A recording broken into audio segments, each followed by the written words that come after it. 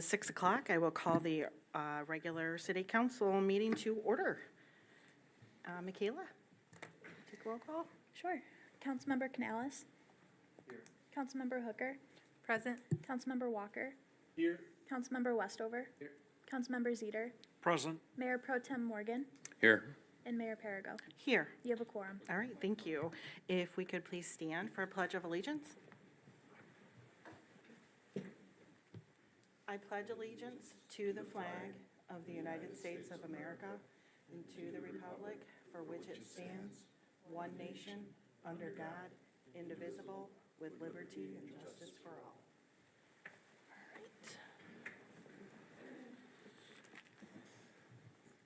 All right, I'm going to move down to agenda item number 4. 4A is the approval of the regular council meeting agenda for February 10th, 2025.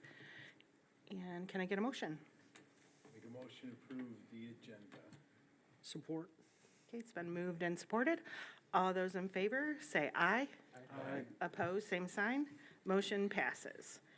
Moving down to agenda number 5A, approval of the study session meeting minutes from the January 27th, 2025 council meeting. Can I get a motion? Madam Mayor, I make a motion that we accept the study session meeting minutes. Thank you. Minutes. Support. Okay, it's been moved and supported. All those in favor, say aye. Aye. Opposed, same sign. Motion passes. 5B is the approval of the regular meeting minutes from the January 27th, 2025 council meeting. Motion to approve. All right, thank you. Second. It's been moved and supported. All those in favor, say aye. Aye. Opposed, same sign. Motion passes. 5C, approval of the city council MML training minutes from January 30th, 2025. Make a motion to approve the MML minutes. All right, it's been moved and supported. All those in favor, say aye. Aye. Opposed, same sign. Motion passes. All right, looks like we can move down to agenda item number 8. 8A is the second reading, public hearing, and adoption of Ordinance 525, a zoning text amendment to allow for temporary marijuana events. Thank you, Mayor. This first public hearing and this evening deals with an amendment to our zoning ordinance. This zoning ordinance will allow marijuana temporary events to be special uses that can occur only on privately owned parcels, 50 acres or greater in size. So that really keyholes this use to only occurring at the Allegan County Fairgrounds. This is a request that we received from a business-to-business expo planner. So they do expos throughout the country. This business-to-business expo planner focuses solely on marijuana consumption and marijuana businesses. They approached the fairgrounds about holding an event there last year. They came through the Planning Commission and City Council last year. However, at that time, failed at the City Council on a 3-3 vote. We have a new council this year. The applicant is going through this process again. You'll recall, council, he came to speak to you with the fairgrounds at one of your previous meetings before he started going through the Planning Commission. So once City Council said they'd be interested in entertaining this idea again, they went back to the Planning Commission. We noticed a public hearing. There's a public hearing at the Planning Commission. Nobody spoke at that public hearing. The Planning Commission did pass this ordinance unanimously and asked City Council to do so likewise. Any questions for staff? I've had, maybe not for staff, but I've had several people make comments to me. Is there a better time to bring that up? Yeah, right now, it's discussion item on this. Okay. And I'm not understanding the zoning enough, but several people have asked, hey, specifically, is there going to be marijuana smoking because it's offensive? The smoke. So, I wasn't exactly sure from the presentation. I know it was equipment, whatever. I don't remember everything, but that's why I just need a clarification on that. Sure, yeah, so, if you go to page 10 in your packet, that's where you see the actual zoning ordinance. Temporary marijuana events will be special uses that can be allowed on PGL, that's Public/Government Land District, which the county fairgrounds is zoned at. The marijuana events, so 1707.33.B-13, temporary marijuana events are permitted only as expressly permitted herein, compliance with the following standards, as well as the standards in Division 3 of the City of Allegan Code of Ordinances. Temporary marijuana events shall be permitted on privately owned parcels over 50 acres in size. All consumption areas must be located the larger distance of 100 feet from the nearest non-associated property line and 100 feet from the nearest associated dwelling unit. So they're going to be located within the fairgrounds. They're not going to be right up on the fence line. They're going to be 100 feet in. Hours of operation are limited to 8 a.m. to 11 p.m. So this isn't going to be like all-night parties or rage fests or raves going on there. Overnight storage of any marijuana product or materials or waste materials shall be prohibited at the site unless within a locked building or secured dumpster. So you're not just going to have hefty bags full of marijuana leaves and whatever, the buds they're called, I think, just hanging out. You know, everything's going to be secured and locked down. And consumption and sales areas must be properly screened so as not to be visible from the right-of-way or adjoining parcels.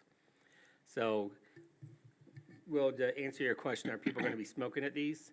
Usually at any business-to-business expo that I've ever been to, and I've only been to a few, you've got to touch the merchandise. You got to see how it works. If you go to a business-to-business expo on, earth movers, you got to jump up inside the cabin, make sure the lever goes up and down the way it should go up and down, kind of a thing. So yeah, there will be consumption at this event. There's no way for us to pigeonhole or cut that out. In regards to odor, fully appreciate concerns of, the smell from marijuana. Equally, there's a lot of people who live in the city that choose to live in the city because they don't like the way farm animals smell. And that second weekend in September, the county fairgrounds has a lot of farm animals that, descend on those fairgrounds. So, I mean, odor is an issue that we contend with in our daily lives here in Allegan.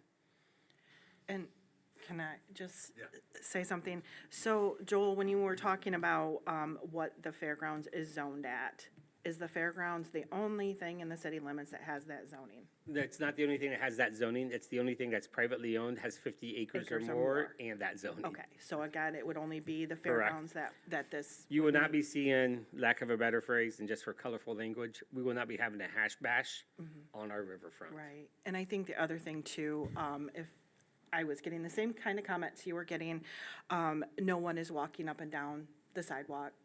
This doesn't allow people to smoke as they're, smoke marijuana as they're walking up and down the sidewalk, so, yeah.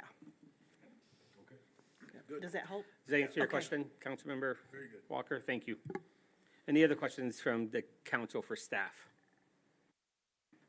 What, I don't have any statements, a question, but I have a statement that people go to places because they enjoy going to a place. They don't have to go to the fairgrounds when these things are going on. We all got the same letter, I presume. I think the person was misunderstanding what was gonna happen. I don't know for sure or not, but that would be my take on it. City Hall did not receive the letter you're referencing, so we don't know. No, we didn't, but it just went to, It just went to council. It Just was went to the council. Yes, yep. Staff was not Sorry, good enough Joel. for it. That's okay. You are the policymakers.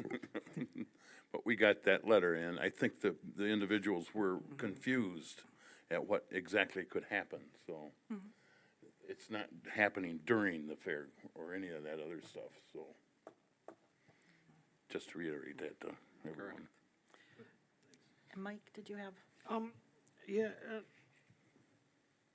I'm a little bit confused on all this, because it's my understanding that federally, it is still against the law. And the state has lightened up on their restrictions. But I don't see why we want to participate in that more than we already are.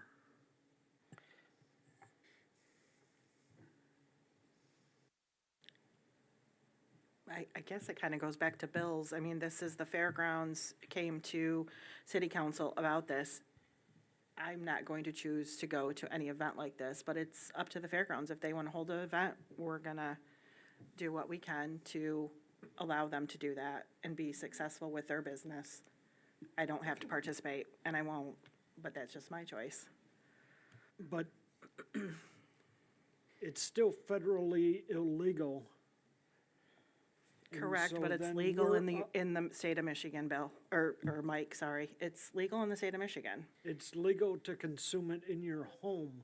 It's not it's illegal to consume it at a stoplight. and- That's not correct, Councilmember Zeter. It's legal to consume it on private property. And private property does not just mean one's domicile. The Allegan County Fairgrounds is private property.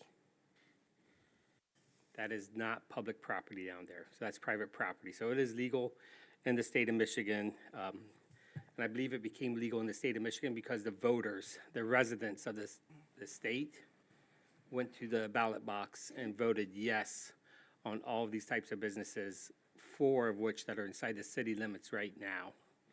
This would be the 5th one, if I'm not mistaken. But I just want to be clear, because I've had people come up and say it's illegal to smoke it, in your front yard. I'm like, nope, that's private property. You can smoke it in your front yard. You just can't hop on the sidewalk and smoke it. You gotta stay behind that line.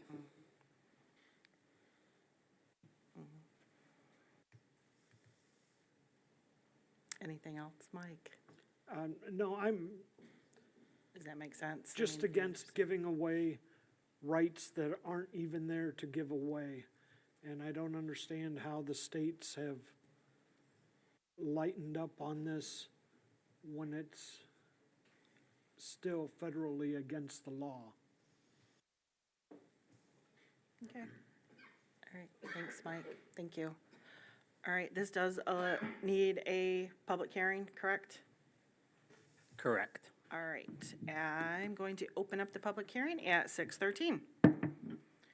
If anyone has any comments, please approach the podium and state your name and address. All right, I see no one rushing to the podium. So I am going to close the public hearing at, can I say 6:14, or do I need, okay, at 6:14. All right, can I get a motion? Madam Mayor, I make a motion that we adopt ordinance 525. I'll support. Okay, it's been moved and supported. Is there any other discussion amongst council before we vote? I just wanted to clarify, we are just passing an ordinance that allows it. So it's still going to come before us for each event, correct? So Yes, correct. Yeah, the way special use permits work currently for the city of Allegan, it is an application that is submitted to the planning commission. They do their review, and then it is after the review, it's forwarded on to city council, and then city council will do the review. That's the way it's currently written. Yep, thanks, Melanie, for pointing that out. All right, it's been moved and supported. All those in favor say aye. Aye. Oppose, same sign? Aye. Aye, all right. Motion passes. Thank you. All right, we're going to move down to 8B as a second reading, public hearing and adoption of ordinance 526 to amend Chapter 31 marijuana to allow for temporary marijuana events. Sure, so, the way our ordinances work in the city of Allegan as it relates to marijuana businesses, we have the zoning ordinance, which regulates the use that can occur on the land, and then we have the regulatory ordinance that establishes the process where they apply to the city clerk for their permit. So all this does is this amends Section 31-10 of our City of Allegan Code of Ordinances, creating a section for authorization for temporary marijuana events and how they apply to the clerk for that permit. Any questions for staff? No. And this requires a public hearing as well. All right, I will open up the floor for comments at 6:15. Please approach the podium and state your name and address if you have any comment about Ordinance 526 amendment. All right, seeing no comments, I'm going to close the public hearing at 6:16. Is there any further discussion amongst council on this agenda item? All right, can I get a motion? Madam Mayor, I make a motion that we adopt ordinance 526 to amend chapter 31.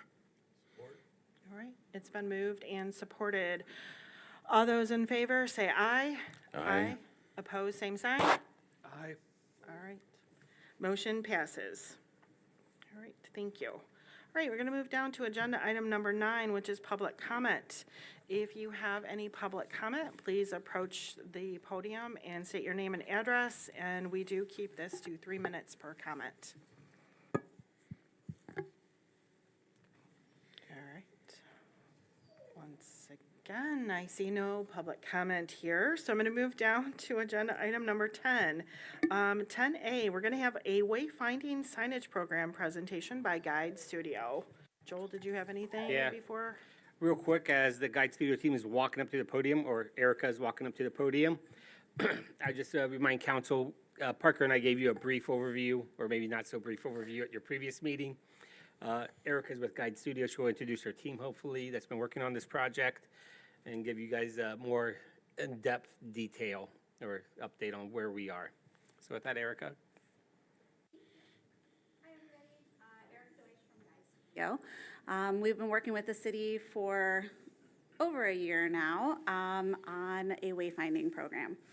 So a couple of things just to give you an overview of what we've gone through. So we've met with our client team, which is Joel and Parker. We also had a discovery session with our steering committee that was put together. We did driving and walking tour of the city and the downtown area. We did a wayfinding assessment, so that's essentially our strategy document and our plan. We also have done the conceptual design, and we reviewed that with the steering committee. And then we moved into schematic design and reviewed that with the steering committee as well. So they were engaged kind of throughout the process. And then from all of that, we determined that we kind of have 3 sign programs for you guys. We have a citywide program, a downtown program, and then a riverfront program. And so when you go to implementation, you can kind of do that as how you see fit. But we are now in the design development stages to get you guys to a bid document so that you can bid out the project. But let's go back to some of our goals and objectives. This is kind of our strategy. So we want to develop an authentic and meaningful sign system, increase positive perceptions of Allegan, establish clear and concise messaging. We want to produce easy to maintain and expandable signage, so if you ever have to update things. We want to highlight the sense of place through consistent and exciting signage. We want to make people feel safe and comfortable when they're here. And then we also want to create community pride and attract visitors and businesses and also residents. So as part of our discovery process with that steering committee, we asked everybody to describe Allegan in one word. And so the big red circles are kind of the ones that came to the forefront: friendly, transforming, and beautiful. And then some of the other words that my vision is really hard to see right now. So charming, and that's pretty much all I can see. A renaissance. And I actually thought I had good vision, and now I'm questioning that. And then there also on the right side is some downtown specific. So we asked, because downtown has a little bit different flavor than the city, so what are those words? So moving and hustling, tired, safe, rising, and then also improving. So you can see those there. So then we also did an activity about telling us an ideal day in Allegan. So the premise behind this is if you had guests from out of town, what would you do with them and what would you share with them to kind of show off your city? So some of the common themes are outdoor activities for sure, the bike and hike trails, the riverfront, of course, and live music and events. So clearly you can see these are happening during nicer weather times. And then some excerpts that I can't really read because they're italicized, but enjoying walks through the park, also kayaking we heard about, so all the different things. So then another activity that we did with the steering committee was journey mapping. And what this is we get out big maps and we start having them help us essentially do our job. So a lot of the things that we talk about are destinations. So we can't, it's not to say that we won't put everything on a sign because we don't have enough room for that, but we need to start prioritizing. So on the right side here, you can see the top visitor destinations, and then we start putting them in tiers. And so this is so when we have to start making decisions about what messages go on signs, we know the priorities. We also asked for, when thinking of those destinations, how do we get there in a vehicle? And then also, we did pedestrian activity areas too. So we asked them to kind of highlight those spaces on the map so that we knew where high concentration of pedestrian activity was, and then how do people get to these top destinations. And then part of figuring that out is so that we can get to here, to all these different travel paths. So on the right side are the different destinations, and the colors are the paths of how people get there. The circles are where decision points are. So now you can kind of see the thinking of what messages are going to go where, and the last thing we want to do is litter your town with signs. So we need to start figuring out at what point do people need to have this message in front of them. And we certainly want to make those messages before they have to make that decision. So this is the comprehensive map of all of those destinations and those decision points. And then this is downtown, looking at the downtown a little bit separately. So when we are thinking about signage, we have to follow certain guidelines. And so we put this in here just so that you know when we're looking at our design, there's certain criteria that we have to follow. So for vehicular signs, we have to have only certain messages, and the font has to be a certain size at different speed limits and things like that. And then we also have that for pedestrian as well. So we are following certain guidelines when we fall into design. So a little piece of our strategy here is you can see the top tier is the top destination. So we have downtown, the fairground, and then the sports complex. So when we're looking out like a funnel, looking at the city when you're coming into it, those are kind of the top 3 destinations that we're looking at. And then you can see under downtown, there's lots of destinations within downtown. So when people are on the outskirts, we'll direct them to downtown first. We're not going to direct to the Regent Theater right when someone gets into Allegan. We're going to direct them to downtown first. Then once they get to downtown, they'll pick up Regent Theater or the library or different locations once you get closer. So that's kind of the strategy piece for the hierarchy. So here's a summary of some of our recommendations. So establishing a sign and messaging hierarchy, which is kind of what we just showed you with the destinations. Create recognition through consistent signage. Reflect community character. Find other ways to activate certain spaces. Clearly identify public parking. So the idea there is getting people to parking and then they can walk around and discover your downtown. Remove existing historic district signage. So we talked about this in like nomenclature. So is it historic district? We've seen different ways of talking about the historic district. And then to capitalize on crowds already coming, so you have the fairgrounds crowds that are coming here, and we want to get them to come downtown to patronize your businesses. And then less is more, so we want to definitely remove or consolidate existing signage. Now we will move on to the design.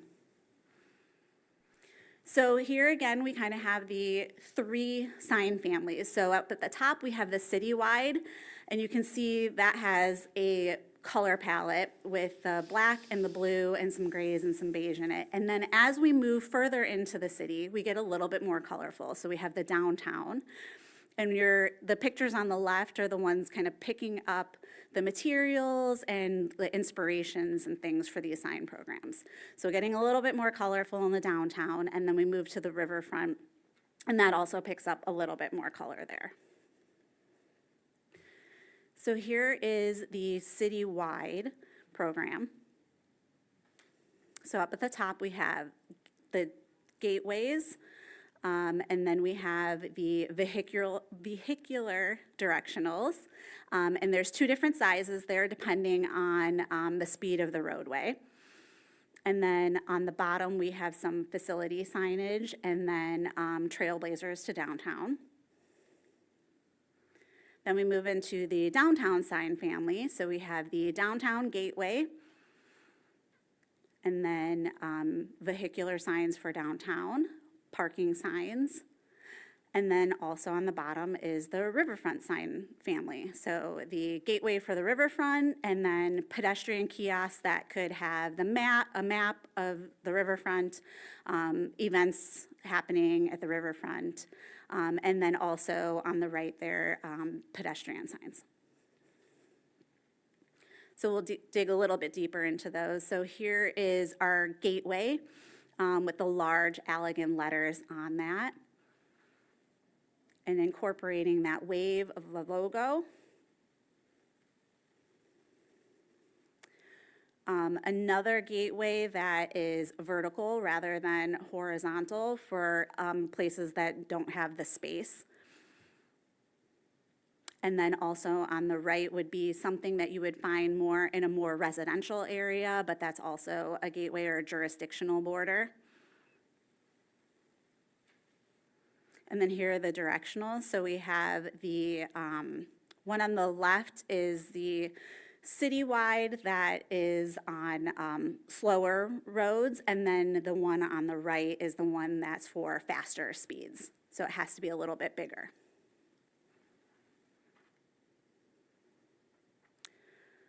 And then trailblazers to downtown. So remembering that one of our goals is to get people to go to the downtown and patronize your businesses. And then some identification signage. So a lot of the cities that we work with, they struggle with having facility signage that looks like the rest of the signage so that people know that this is a city-owned facilities like a park or even like wastewater treatment plants or different city facility buildings. And then obviously the airport and then the business park, very similar, again, carrying that wave throughout. And then this black tone-on-tone as the background. And now for the riverfront. So pulling in more of the iron from the riverfront fencing and the materials that you find down at the riverfront, but also, again, continuing that blue wave throughout. And then here you can see on the pedestrians bringing in a little bit more color here. And then back to the whole family again.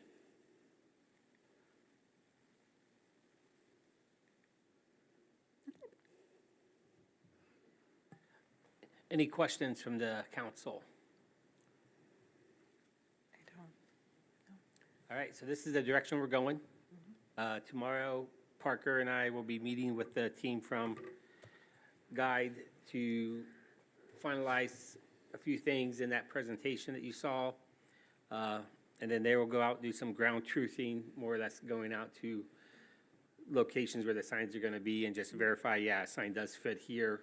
Nobody built a barn in its way or something like that, or a tree hasn't popped up over the night, kind of a thing.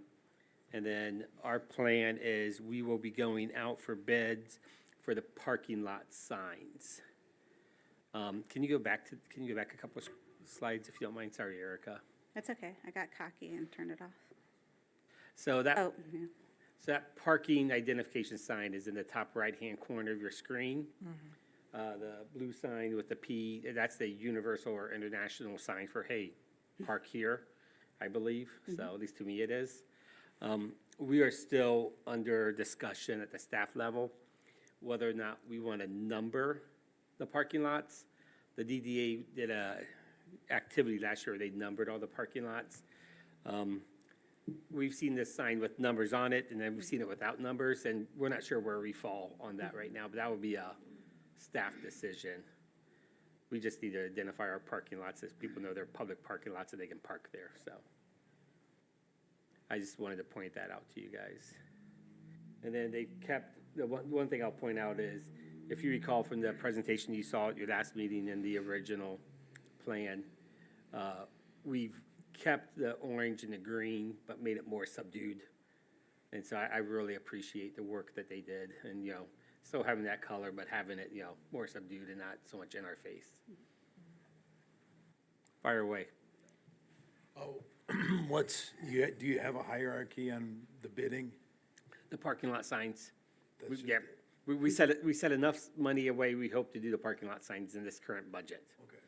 And then, after that's done, we see what the numbers come in at, we'll probably get a good feel on how much to put in next year's budget for additional signage. There's so many ways to approach this, Councilmember Walker. Some cities focus purely on the gateways signs, because they're like, oof, they're big, they're powerful, they're beautiful. I like more practicality. I want people to know, hey, this is, you know, where the Riverfront is. This is where the Regent Theater is, you know, more directional pedestrian. So that would be a conversation that we have with, you know, guide on that, get some of their advice, but also with the DDA, Planning Commission, and City Council. If you have an opinion, feel free to email us. Our deliverable too is a bid document for all of these signs so that you can bid them out however you see fit. So parking signs first, maybe all the downtown pedestrian signs are next, or all the downtown gateways, or the whole downtown program is next. We've only in 26 years of business have had 3 clients implement an entire program. So hundreds of communities that we've worked with, they do it over years. So a lot, like 3 to 5 years, I would say, is a typical for implementation. So this is completely normal to do, and every budget's different too on how you see fit. So the point is that you get a bid doc for the entire program and then can bid it out as you see fit. Okay, thank you. Thank you. Thank you, Erica. That's also Kevin and Day are the other 2 people that drove up from Cleveland. Hi.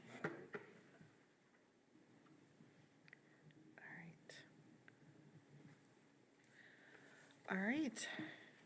I'm going to move on. Are we ready to move on? Yes. Move on to agenda item number 11A. 11A1 is the Brownfield Redevelopment Authority February 3rd, 2025 meeting. It looks like, Joel, you're going to update us? Yeah, this is one of the few, or this is the only advisory committee besides the Wellhead Committee that we don't have a council member on, so staff gives the update. Minutes are in your packet. I'm going to go over the development later on in the agenda, but long story short is they approved the Brownfield plan for 500 Delano. It's going to be on your meeting for the 24th. That's why I put it on as an agenda item later on, so I can give you an update of what that all means and what you're going to be asked to do. All right, thanks, Joel. Any questions, guys? I know we're going to talk about it later. 11A.2 is the Airport Advisory Board February meeting. It looks like Mayor Pro-Tem Morgan. Okay. Turn my light on. A meeting was held on Monday, February the 3rd. It was a very short meeting. Doug Casman brought to our attention that the card reader at the airport needs to be replaced. I think he's going to go over that tonight, aren't you? Yes, sir. It's over 12 years old and it's unsupported anymore, so it needs to be replaced in order for us to be able to adjust the fuel. They also, after the meeting, we started to discuss different ways that we can raise money to help with the city taking care of the cost of running it. Some of the discussions were how to get revenue from the helicopter rides. We were told that that can't be done by Joel. I haven't got any of the information from that of why yet or anything else. Other ideas were fly-ins, possible car show.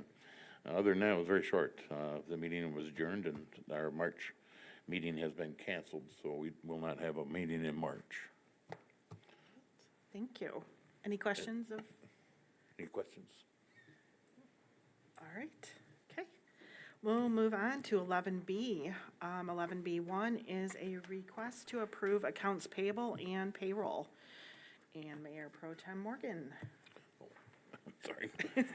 Count a payable of $1,138,033.47. A payroll of $150,149.79.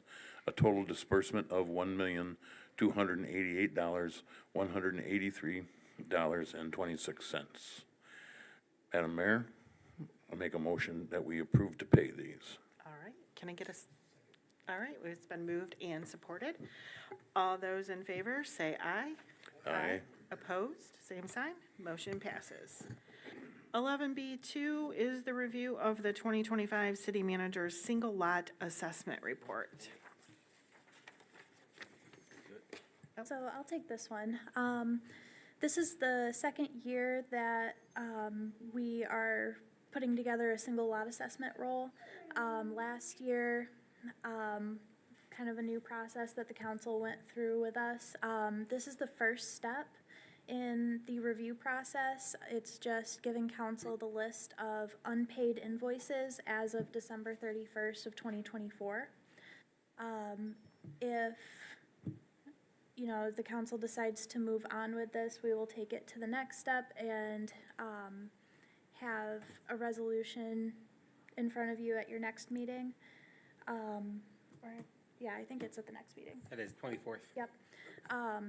To direct the city clerk to have the assessor create a special assessment roll, and then we have to notice it in the paper. And by the time the budget goes into effect, the new budget year, then we will be able to put these on the taxes for the summer. Yeah, so just real quick, as Michaela mentioned, this is the first step.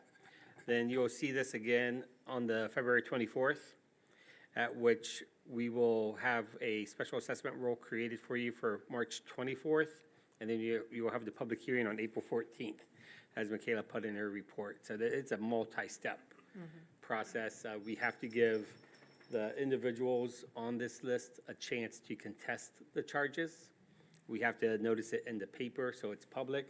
But this total is $8,210.43 of costs incurred by the city for services we provided that the property owners did not pay for. Is there any questions that council has? I have a question. How much was the total of charges that we did last year? Do you know? Round figure, doesn't have to be perfect. I can pull it up real quick. I don't remember It's just offhand. for our own, We can email that to council later on, if that's okay. Thank you. With Councilman Mayor Pro Tem Morgan. and then the other thing I'd like to know is how much of that did we collect by the, going to the Taxes, taxes? all of it, We did. yeah. Because the way taxes work in the state of Michigan is, if you do a special enrollment, special assessment roll, not the special enrollment, special assessment roll, that amount is placed on everybody's property taxes. If the property owner does not pay their taxes to the city in the full amount, the county makes us whole. And then they have to, clear it up with the county. Okay, So we will be made whole on that total amount. thank you. I did pull it up really quick. I can still email it to council, but it was $13,971.52 last year. Thank you. Okay, so do you need a motion tonight, or that will be at the next meeting for a resolution? Yeah, or- no, tonight is just for you guys to, review this list. And if you have any questions that's on this list, you can ask them this evening. Okay. All right, any further questions from council? No? All right. All right, we're gonna move down to 11E, Public Works, and it looks like there is a lot tonight, Doug, for you. 11E1 is a request to approve the award of bid for the Mahan Park Improvement Project to Sitework Solutions Incorporated and to authorize a purchase order in the amount of $334,000 or $334,029. The city has been working with Abonmarche Consultants over the better part of the last 2 years to come up with a design for the improvement of the Mahan Park. That includes some site amenities, demolishing the existing gazebo that's in there, replacing that with the new gazebo. The alternate bid that was in the bid was for $17,000 some dollars. That was for placing a composite deck material between the railing and the new gazebo. City staff feels like we would rather save that $17,000 and keep it uniform and consistent and just continue with the natural wood. So that's their explanation for awarding it for the base bid amount. All right. Is there any questions that council has for Doug? Will? Do you? Okay, all right. For anybody else? Maybe. Okay. Anybody have anything? All right, can I get a motion to Well, approve? Oh, Well, yeah, you can get a motion right then. yes, and then we can talk about it. Yes, no, you're fine. Can I get a motion to approve the award of the bid? Okay, we've got a motion. All right, it's been moved and supported. And now, Will, would you? Yes. All right. Thank you, thank you. Thank you, Mayor. Pro Tem. Yes. Okay. So this is for the base bid that we made the motion, correct? Mm-hmm.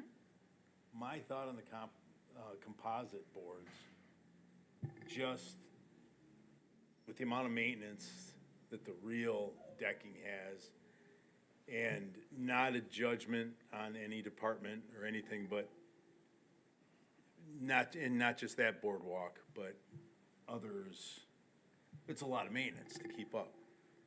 So, and I'm not so sure we have a great program at it, or just the weathering just gets ahead of us. I don't know. It's not the concern, but that's a lot of work. And is it better off to bite the bullet and get started on composite to eventually replace it?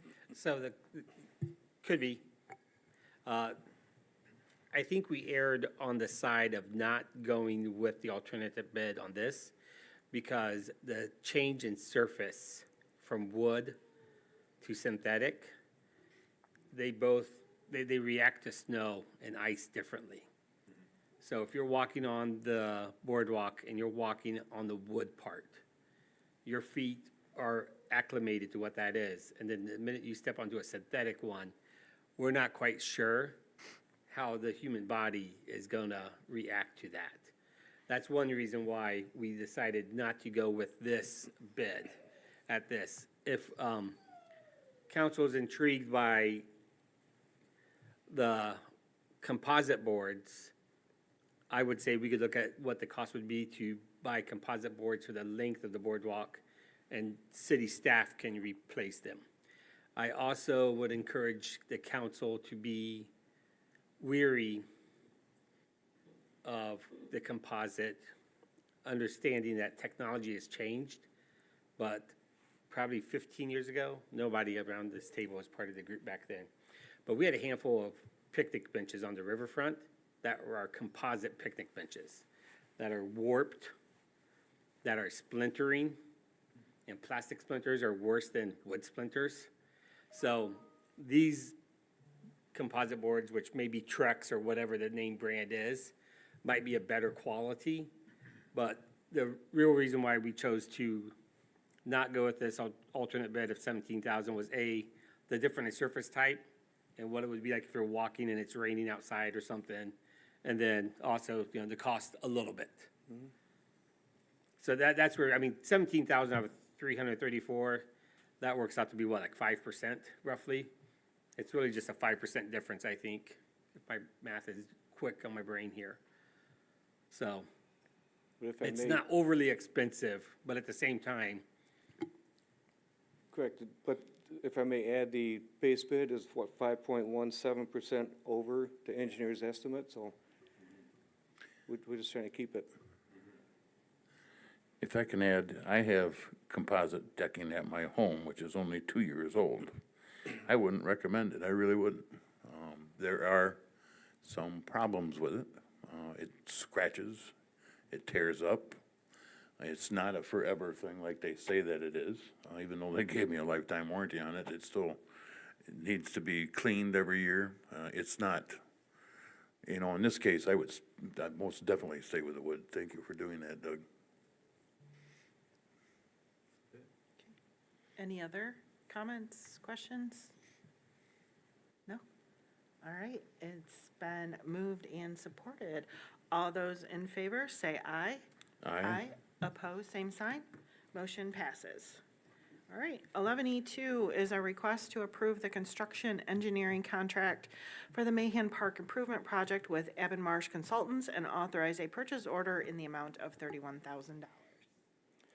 Abonmarche did do the design and bidding process for the city, so we just felt it to be a natural progression to hire them on as the construction engineer for the project. And it'll be on a part-time basis. I believe it's Jeff Hield, engineer from Abonmarche, is here. I believe it's 2 days a week. And they're going to try and tie the visit here with the visit to the other projects in the area. Okay. All right, can I get a motion? Make a motion to approve the engineering contract. Okay. All right, it's been moved and supported. Is there any discussion amongst the council? No? All right, all those in favor say aye. Aye. Opposed, same sign. Motion passes. All right, 11E3 is a request to declare the Mahan Park Gazebo as surplus and direct city staff to sell the gazebo. I'll handle this, Doug. Parker and I have been approached by a handful of people in the community since the beginning of discussing this improvement project, asking if they could have the gazebo. That they would really like the gazebo, or they would like just the cupola on the gazebo. So our recommendation is have city council declare it surplus. Let us put a bid in the paper, a request for proposals, and accept bids for a couple weeks. And the low bidder gets it, they have to remove it from the site, and we can go from there. If we don't do that, then the contractor demolishes it and uses the lumber for firewood, probably at some bonfire later on. Why would we take the low bid when we're selling it? Or high bid. Sorry for confusing that. That's okay. I think I knew what you meant. I'm pretty sure the high bid's gonna be $1 and the low bid's gonna be $1 when it's all said and done. If I might add, I did check with the contractor, Siteworks, and they are okay with going this route. They have no qualms about it. All right, good. All right, can I get a motion? I'd like to make a motion to surplus and sell the gazebo. I support it. All right, it's been moved and supported. All those in favor, say aye. Aye. Opposed, same sign. Motion passes.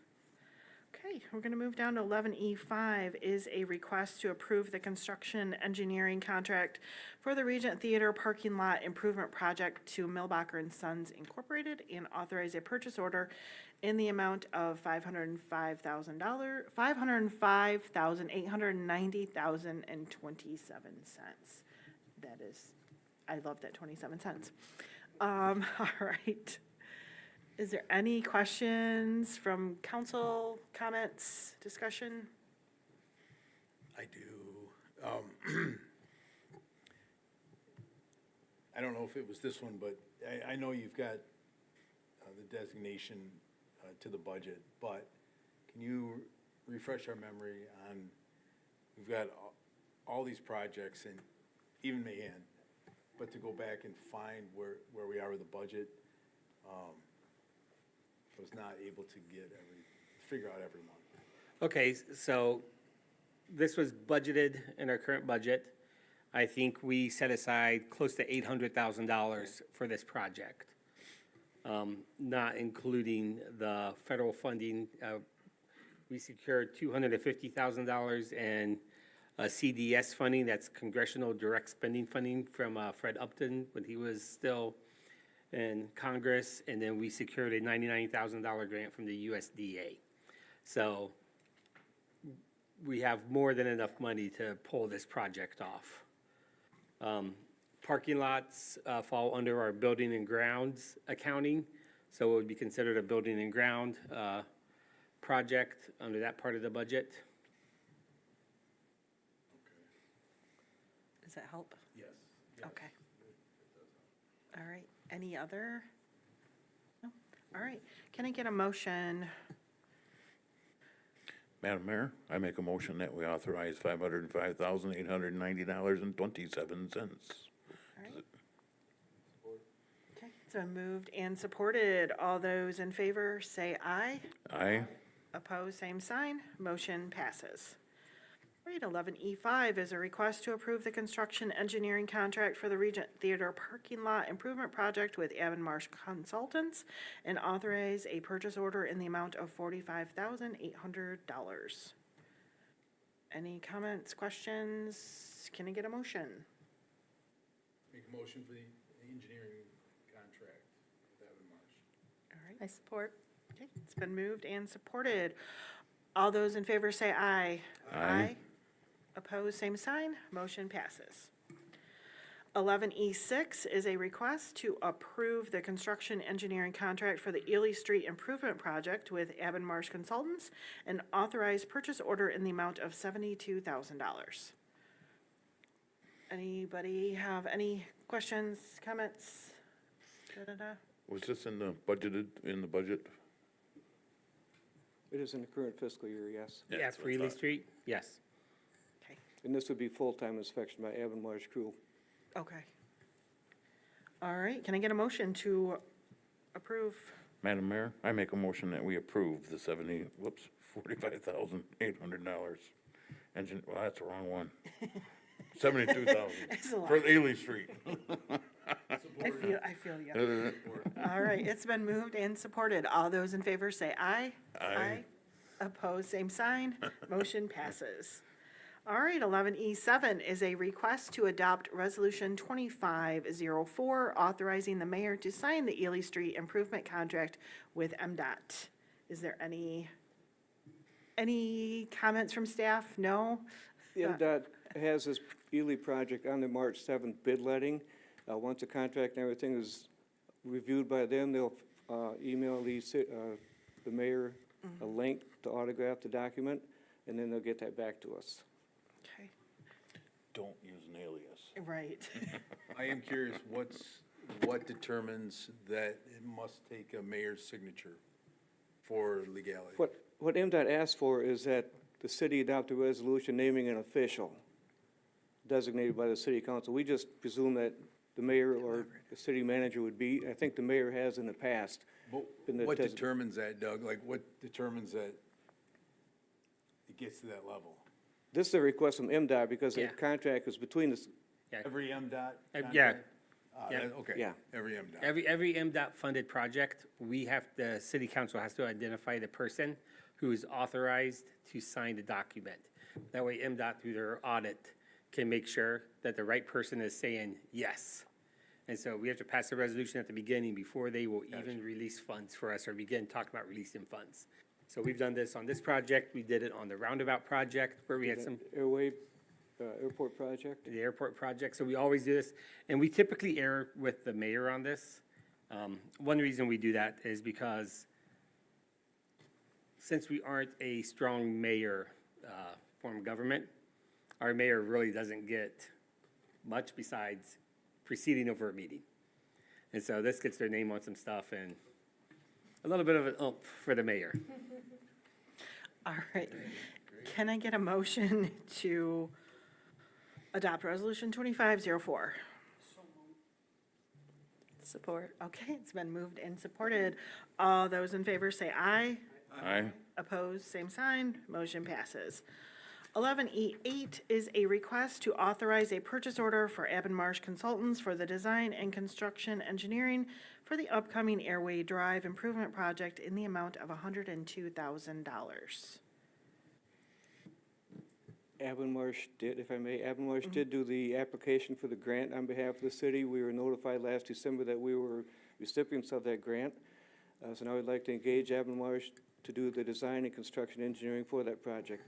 And I do have a typo on that table that was inserted in that memo. It should be Airway Drive and not Ely Street. Oh, So I apologize for that mistake, but the dollar figures are accurate. all right, thank you. All right, can I get a motion? Madam Mayor, I make a motion that we accept the amount of $102,000 Abonmarche. Yes, I have a quick question. Oh, can we get a support and then we'll Sorry. let you know? All right, it's been moved and supported. Well,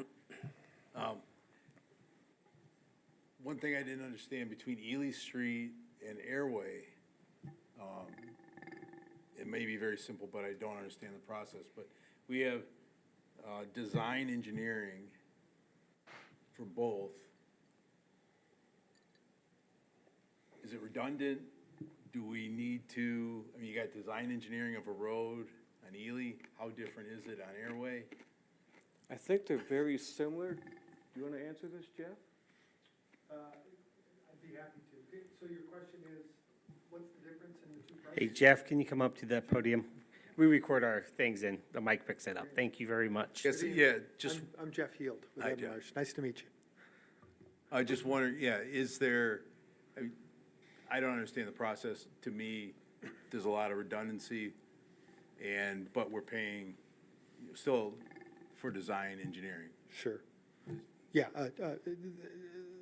while the projects may be similar in scope, just the fact that they're two different facilities, there's different conditions, and there's a different approach to designing the roadway for Airway as opposed to being slightly different from Ely. Same metrics, same guidelines. The Ely Street is an MDOT letting project, so that's why the inspection will be full-time. The Airway is not, so it'll be locally led by the city. Because, if I may, because the funding is through MDOT, they require that the project be designed and built under the supervision of a registered engineer in the state of Michigan, so. Yep, gotcha. Yeah, and the 102,000 for Airway, that includes the design and the construction engineering. And the 72 for Ely was just construction engineering, so we'd already done the design for that. Oh, gotcha, okay. Great, All right, thank you. Appreciate it. thank you. oh, you're welcome. All right, it's been moved and supported. All those in favor, say aye. Aye. Aye. Opposed, same sign. Motion passes. All right, 11E9 is a request to authorize a purchase order for highway maintenance and construction company for crack sealing various streets in the city in an amount not to exceed $20,000. The Allegan County Road Commission awarded contracts for preventative maintenance to this contractor. We've used them in the past. We've piggybacked off the ACRC bids. We'd like to do that again this year. That saves us the bidding process and, so saves staff time and staff money. We did come up with a list based on the PACER ratings, and we'd already given that list to the contractor. We're gonna say, here's priority one, okay, start and go right down the list from top to bottom. When you hit 19,995, we're done. So hopefully we'll get this and have to add some more, but if we don't get this, it's due to the dollar amount, and it is budgeted in the current fiscal year. Okay, thank you. Can I get a motion to approve? I'll make a motion to approve a purchase order for highway maintenance and construction. Okay, moved and supported. Is there any questions, discussion amongst council?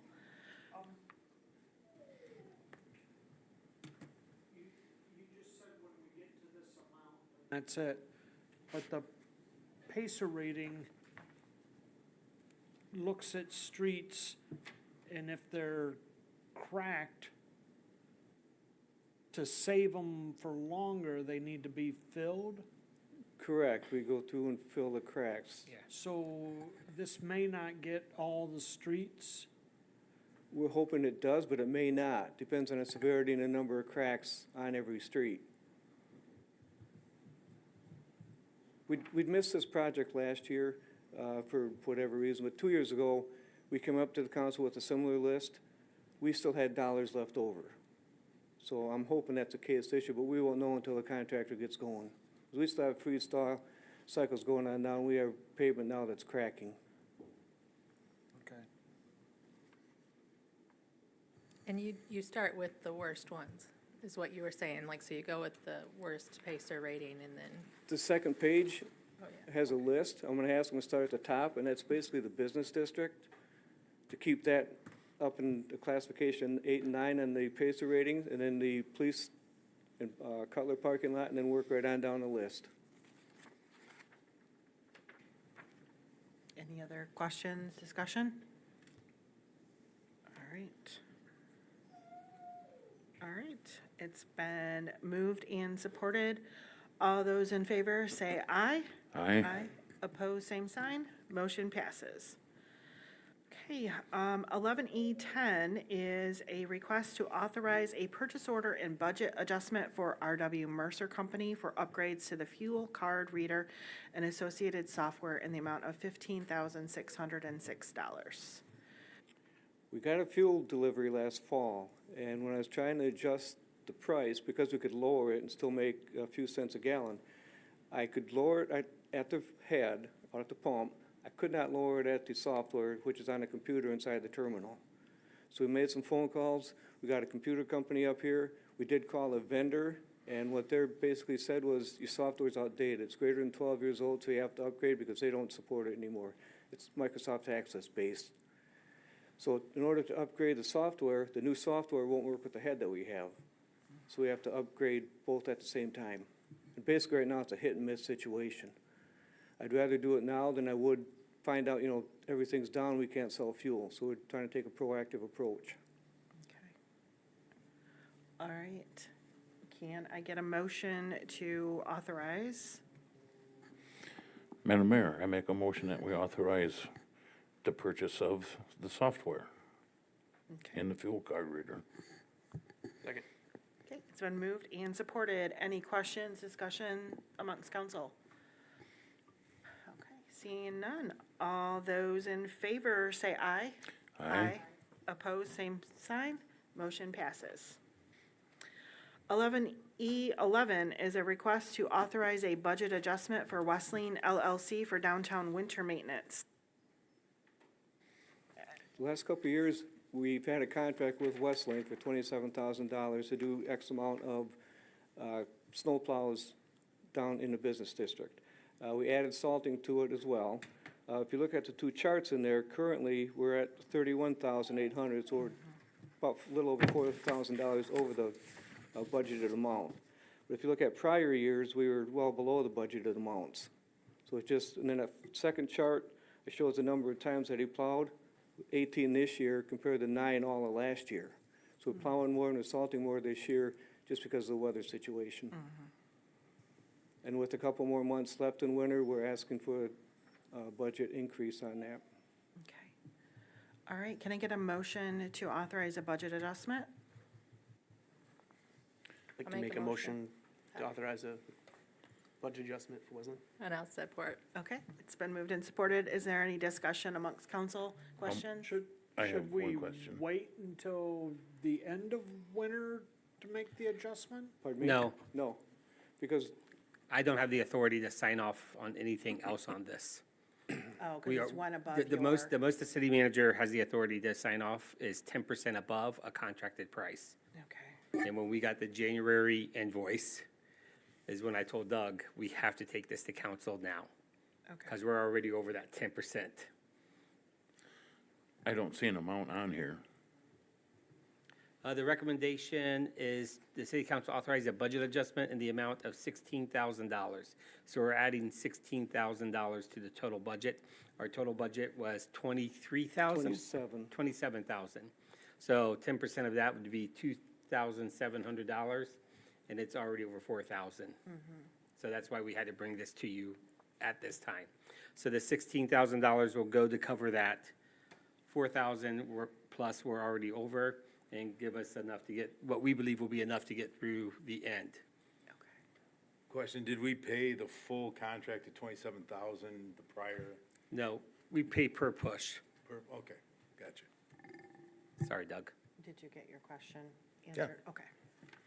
All right. Is there any further discussion? No? All right. It's been moved and supported. All those in favor say aye. Aye. Opposed, same sign. Motion passes. Thank you. Thanks, Doug. Okay, we're moving down to 11F. 11.1 is an update on the housing development project for 500 Delano Street. Thank you, Mayor. So this project's moving forward, pretty quickly moving forward. So late last fall is when the Planning Commission and City Council approved the site plans for this project. You then reseated your Brownfield Redevelopment Authority, and they began meeting in December. They approved all the policies and applications. Those are shared with council at your meeting in December. The applicant then made an application to the BRA for a Brownfield TIF, Tax Increment Financing Plan. That was reviewed by the BRA at the last meeting that they had, which was last Monday. To remind council, the way a TIF works, taxes today are set at this. They do a bunch of work. The taxes go up to here, and this growth goes back to reimburse the developer for eligible expenses. The total investment at this project will be $12.6 million. The Brownfield TIF is going to collect $4.4 million and some change. The state of Michigan is going to collect $398,000, and then the city is going to get $1.5 million from that. Roughly $500,000 will be going each.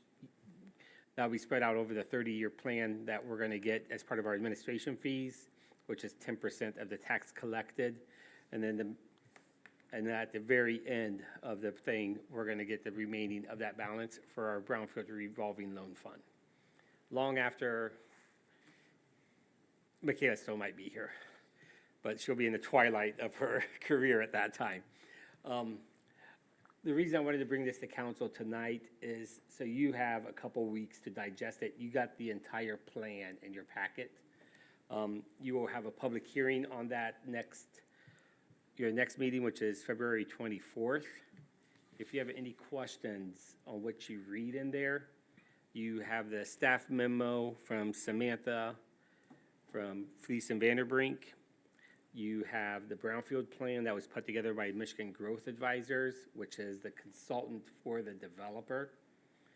And if you have questions, feel free to email me those questions specifically, and I'll get you those answers before the 24th. This is not an atypical process. The residential aspect is atypical, where you can buy down the cost of what it costs to rent a house. That's a new state law that Michigan came up with. But Brownfield TIFs for infrastructure is not atypical. Cities have been doing that since the early 2000s. Not quite sure why Allegan never got on that bandwagon, but we're on it now. Joel, can you explain that rental reimbursement? Not that well. So I can go ahead and I will have Councilmember Walker, if you don't mind emailing me, and I'll get Sam to respond to you. So I'll have the expert tell you what it is. Okay. But there's a whole section in the middle of that plan that they submitted to you that talks about that. So after reviewing that section, and I know it's a thick plan, and I will highlight it, and I'll email you with a highlight of that section. And if there's more questions after that, we can bring in the experts. Sure. They will be here on the 24th also as part of the presentation. But tonight was just to really give you a heads up. Once you approve this TIF plan next week, and it is staff's recommendation, it's my recommendation that you approve this, they will start construction shortly thereafter once the snow melts. They've already submitted their water and wastewater plans to the state of Michigan. The state of Michigan today approved the water plans, so the mains that are going in the ground, the pipes, all that stuff's been approved by the state. So they're good to go to connect to a public water system. I talked to the current property owner last Friday night. We bumped into each other downtown. He wanted to let me know that people are already out there staking the site. And he goes, we haven't even closed yet. I go, I know, but this just shows how organized this company is, this development company is. They're moving forward. So we're excited to see this come to fruition. But again, the only purpose tonight was to get this in front of you so you have it 2 weeks in advance of the actual public hearing, just in case you don't read the Brownfield agenda and packets. And then I'll email you that section. I'll copy the whole council on that and highlight where you can find that. I believe 4 of the 42 are going to be rental units. Is the way, 5? Yeah, 5 out of the 42 will be rental units. And the rent will be set at where someone who makes 120% of the AMI can qualify for it. I'd like to say any questions. My answer would be like, I'll get back to you. So if you have questions, ask questions, but the answer is going to be, I'll get back to you. Okay. Anything from council on that already? Okay. 11F2 is an update on the public restrooms at the Allegan City Hall in Riverfront. Sure. So as my memo stated to City Council, I need you to revisit this discussion on the availability of our 2 sets of public restrooms we have. So we have 2 sets of restrooms, one along the riverfront, and our riverfront restrooms is what we call them. There are 6 unisex or family-style restrooms down there. Recently, I would say probably within the past couple years, they've been home to some vandalism. You can see some pictures on the wall here.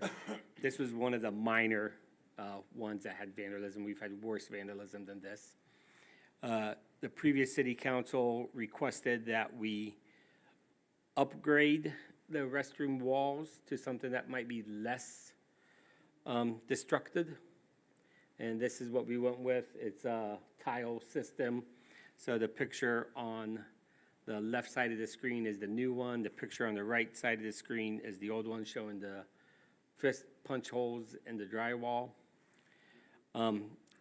Those are still locked, but the work just finished. I think Saturday is when Kugelar Construction finished that project.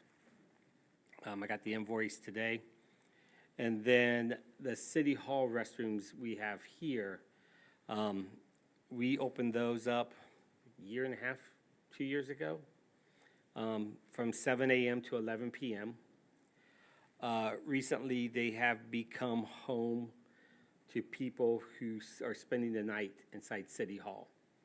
We have one lady on camera fidgeting with our door that goes to our staff entrance only, trying to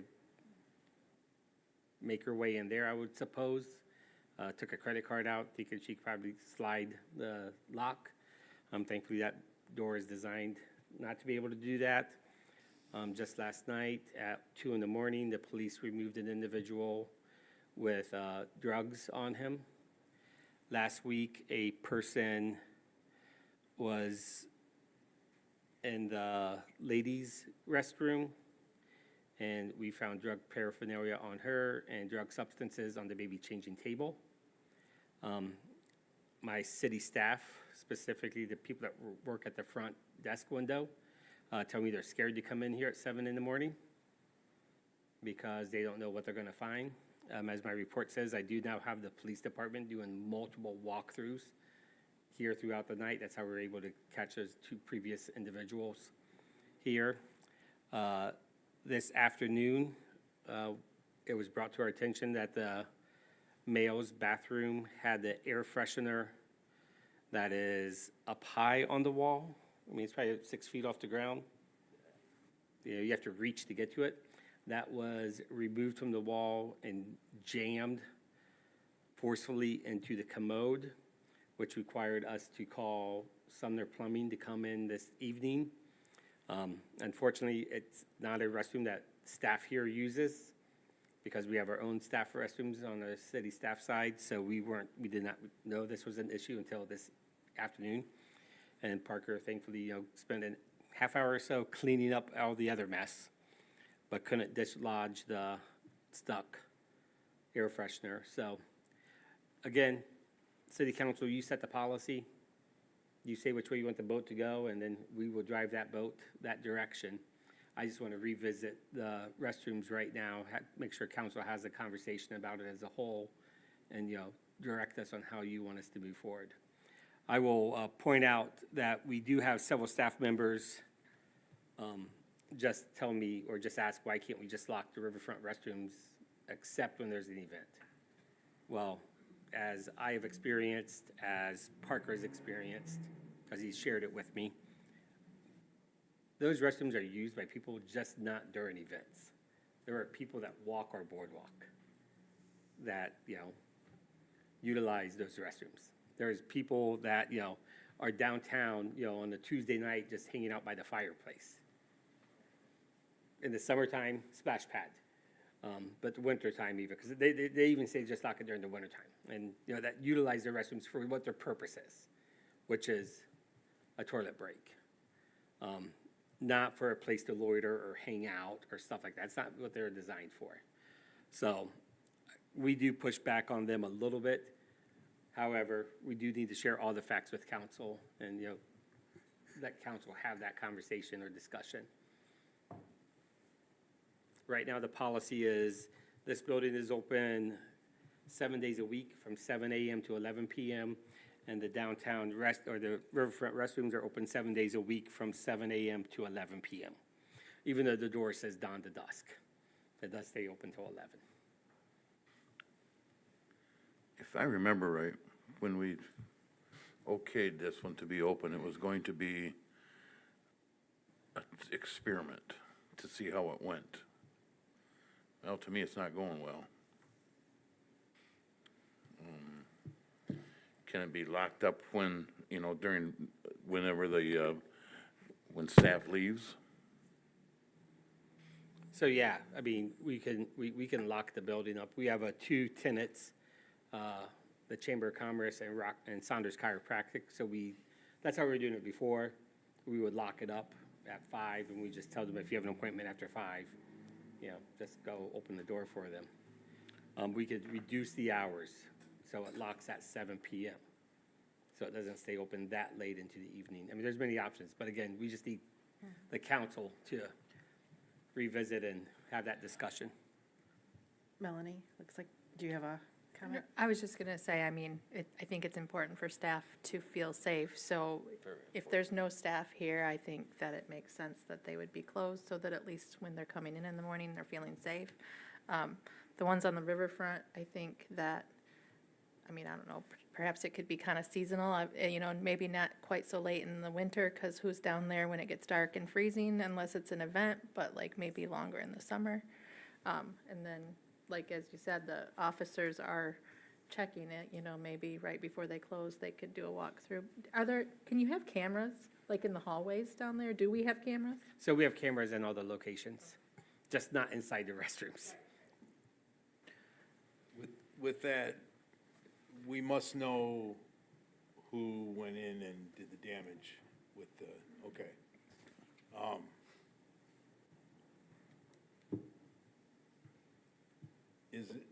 So is it all linked with someone trying to stay the night or no? Okay. If it's the riverfront restrooms, I would offer that it is a mixture of people. I mean, we have pre-teens that have nothing better to do, so 5 of them hang out, sometimes inside a single stall. And then they walk out and like, what are all 5 of you doing in one stall? And then, it is some people looking for warmth if it's colder at night. What was the reason to increase the time to 11 o'clock here at that one time? Do you remember, Parker? Yeah, if memory serves, Councilmember Walker, prior to the installation of the riverfront restrooms where they are currently, folks might remember the Welcome Center that was on Brady Street where Class Act Salon is now. And so that provided restrooms on what I'll call the main level of the downtown. And then when the DDA and the city sold that building and relocated the the restrooms to the riverfront, we got a lot of feedback from the public about not having available restrooms on that, again, I'll call it the main level of the downtown. And folks on a regular Wednesday afternoon who needed to use the restroom while they were shopping had to make their way all the way down to the riverfront to go and, find that. So we had some, like I said, feedback from the community to have available restrooms in the nearer vicinity to the shopping district, if you will, so. Any other comments, feedback? I would like to explore, shortening the hours. I want staff to feel safe, but are these doors locking automatically, or do the police have to lock them? Sure. Yeah, the doors are on an auto lock system, Okay, so every day, Monday through Sunday, they automatically open at 6:30 a.m. and they automatically close at 11 p.m. That half hour in the beginning, again, is just because folks are showing up for work at 7, and most are showing up before they clock in, so the doors are already open for them. so then I'm just thinking about the officers. Is it part of their normal routine then to check every day, and that's how they found? It is now. It has been recently. Okay, so now that it I've is- assigned that to them. Okay, so now that it is part of their process, their daily process, could we shorten the hours and see how this goes, and if it makes staff feel more comfortable with, 8 PM, 9 PM, maybe shortening? What time? How late are your tenants here? That varies, I would say, on how late they are here. I don't go see doctors too much, Mike, so I don't know how late the chiropractor's here. I think sometimes they have a 7 o'clock appointment. The chamber, if they're here, they're letting themselves in, they're not meeting clients. Yeah, I'm thinking too, what has changed? I don't recall, and maybe there was, but when we had the Welcome Center, I don't recall this kind of vandalism at the Welcome Center. This just seems Yeah. to it just seems to have, I don't know what's Nope, changed, I think that's a fair recollection, just amongst staff. We've had that conversation. Yeah. It seems that just the location of the Riverfront restrooms is a little bit more secluded. The Welcome Center, as it was designed Yeah. as a welcome center, also had the Chamber of Commerce office in there. So there was always kind of the presence, whether or not there was an actual individual in there. It gave the effect that, this was a working, usable space. The restrooms here at City Hall have been open to the public, like you said, probably about 2 years now. And this kind of activity and behavior has only started in the 2 months, yeah, I would Okay. say even after the holidays. If it's the cold or something, I don't know. Yeah, but it was cold last year too, Yeah, and we didn't have this issue. Yeah, yeah, I guess I should separate my comments. I'm talking about maybe the hours here, shortening them to 8 or 9 PM in the Riverfront.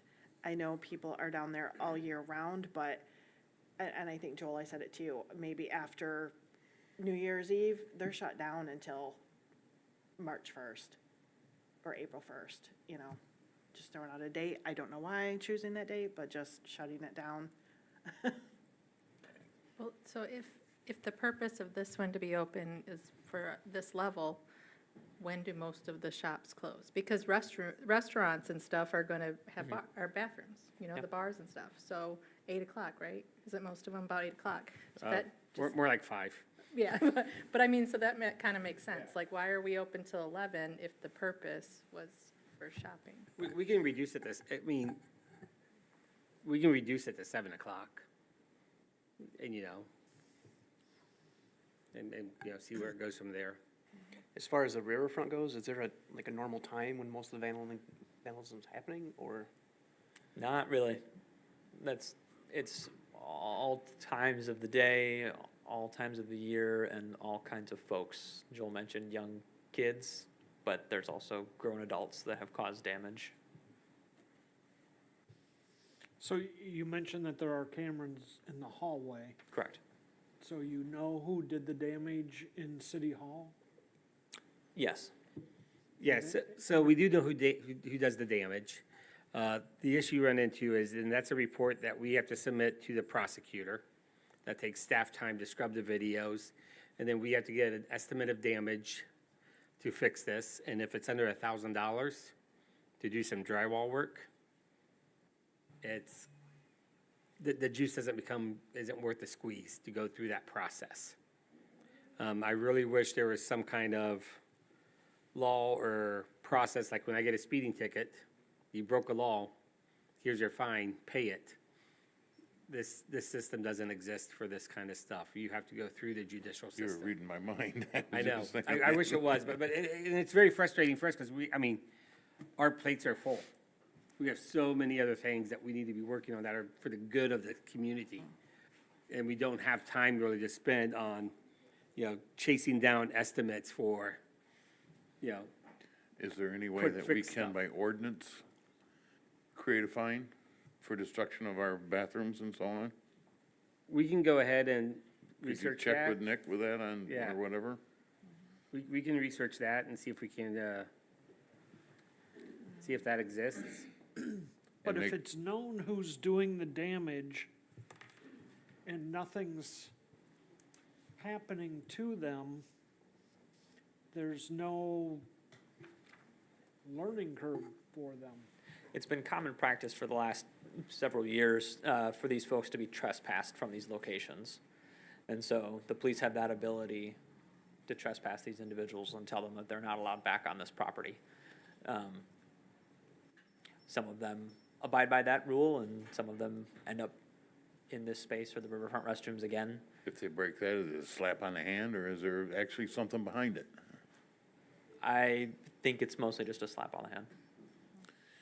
See, that's the problem. You need to have something that's a little bit more strength behind it. Whether it's monetary or jail time or whatever, that's, or both. So Joel, you're gonna check into if we can pass an ordinance of some sort of higher denomination or community service or something, yeah. I guess for me, I would like to look into limiting the hours, because even if for shopping, I'm thinking even on Sundays, we don't have stores open besides Sassy. And we have the yarn store and the plant store, but once the weather gets nice, you have a lot more people walking, and sometimes you need that bathroom. So if staff could talk about that, limiting, I would prefer limiting first than just shutting down. So if it's okay with you, I'm not hearing a big consensus on times or thing. Staff will limit and use our best guess. We're not gonna strangle it all the way down. I don't think I would close before 7 PM. I mean, once the weather is nice, it's light until 9, 10. I would, Mayor Perigo, I have a just slightly different proposal. I would like to beef up security a little bit, signage of cameras, maybe there are, I don't know. Making sure that those signs are there, I know that's helped me a lot at the yard. I would not like to see a reduction in hours unless, without first having a city or council coalition or something working with the unhoused, effort that's very small, but may need some attention, knowing that the unhoused are not the only reason, but it might be a segue into continuing the little effort that there is so far. So that's just my thought. Why are they open until 11 o'clock now? There's nothing going on downtown. Yeah, I was just gonna say, I'm piggybacking on what Joel's whispering to me. He and I were jumping at the same thing. Our downtown Allegan Social District is open daily. Pardon me? The downtown Allegan Social District is open daily. I So said that, but 11 PM at night, why do the bathrooms need to be open at that time of night? Other than the to go in social there and do district. drugs or whatever they're doing. No, sure. The social district is operating that late.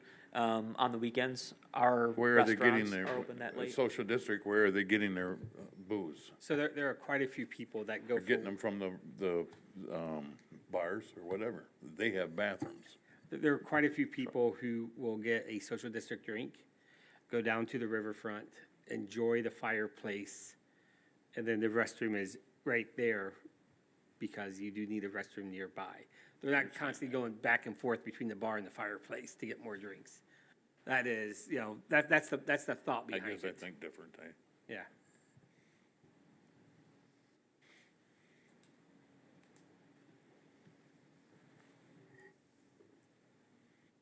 So what I'm hearing then, you're gonna check into a possibility of an ordinance.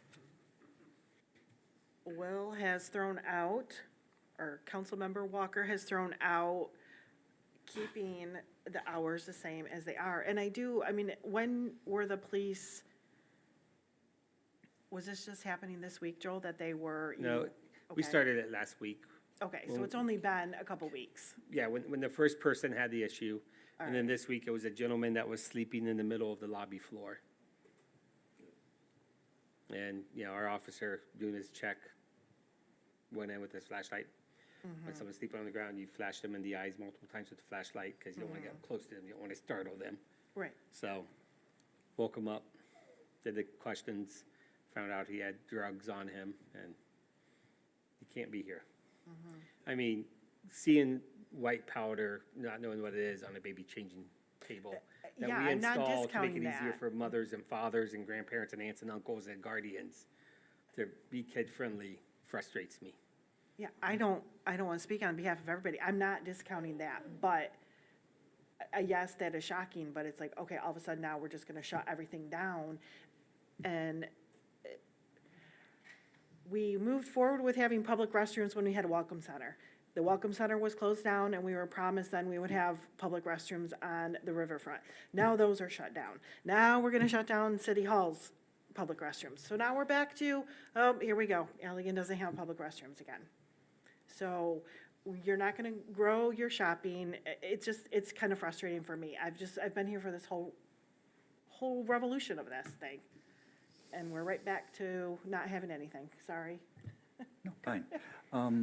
So I'm wondering, being this is kind of a new thing, maybe we should go with the increased police presence, look into possible fines, and monitor it for a little bit to see if this was a fluke or if this is the way it's gonna be. If this is the way it's gonna be, we definitely need to cut the hours. But if this was a fluke, maybe we'll be all right with the increased police presence and the possibility of fining and dealing with these people who are doing it. I can go along with that and we can get an update at the next meeting. So we've increased our public access to storage units downstairs. So somebody could come in, hang out in their unit downstairs, and then when upstairs closes, they're still here. Well, if you rent a unit downstairs, you have a key card 24/7. So you could come in here at 3 in the morning with your key card to access your unit. And just real quick on the signage, we have signage on the riverfront. Okay. And we have videos of the person looking at the signage and pulling it off. We said, great.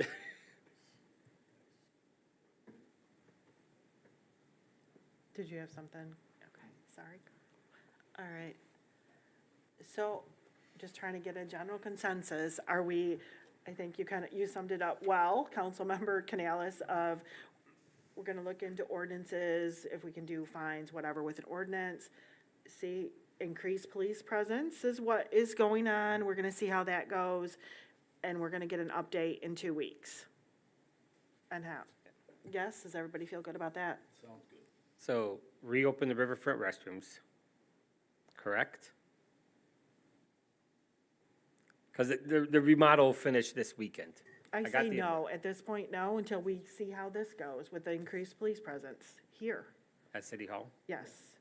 That's where Okay. I'm at. is at Again, I'm City just trying to get the policy direction so I know which way to point that boat. Would that carry over to the riverfront, though, the police presence? Yes, I mean, that like, would. So why would we not at least Sure. try it, yeah? Hall. Open them up. I got 2 saying sure. Well, do you need a vote? No, but Okay. I'd like to see a All collective right, nodding of everybody heads. nod. Yes or no? Yes to opening riverfront bathrooms. Yeah. Yes. Okay. Yeah, we know where Mayor Pro-Tem Morgan stands. I said no too, so, but I think you've got a majority of open them. And we'll give you an update on the 24th. So the next 2 weeks, we'll give you an update. Thank you very much. Okay. All right, 11F3 is a request to approve various sign ordinance and noise ordinance variances and the parade schedule and route for the Allegan County Fair. This is an annual request from the Allegan County Fair to receive several variances from the city council as it relates to noise, signage location, and the parade. The letter is in your packet.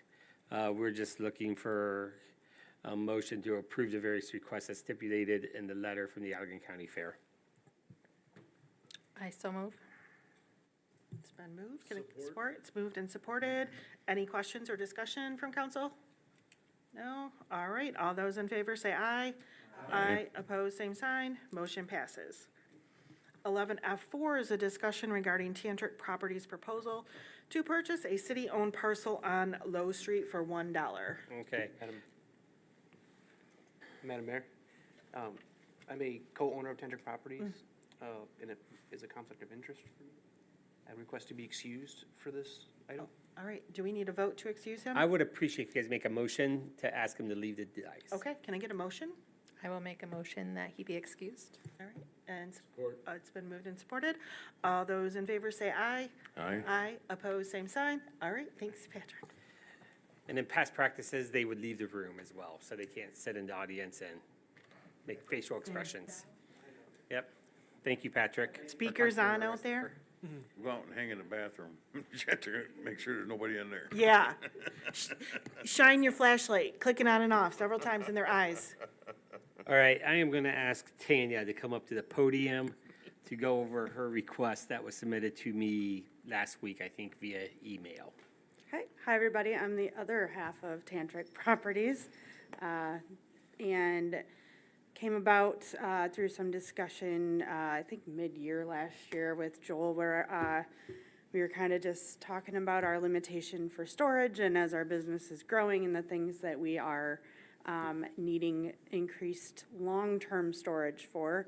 You know, he mentioned that there was this contaminated property that was potentially available for us to look at and propose purchasing from the city. I know that there's some contamination issues that would not be a concern to us privately funding a storage type pole barn structure on that piece of property. So that is our proposal. We wouldn't have any plan to develop it for probably 3 to 5 years. Just kind of given the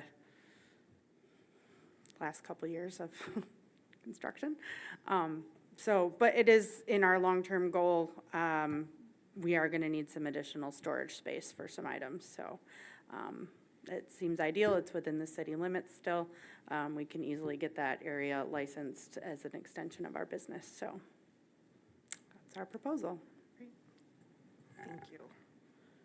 Joel, anything from your? No, all just right. my staff report highlighted that this isn't atypical of the city to sell land it owns to local industry for their expansion.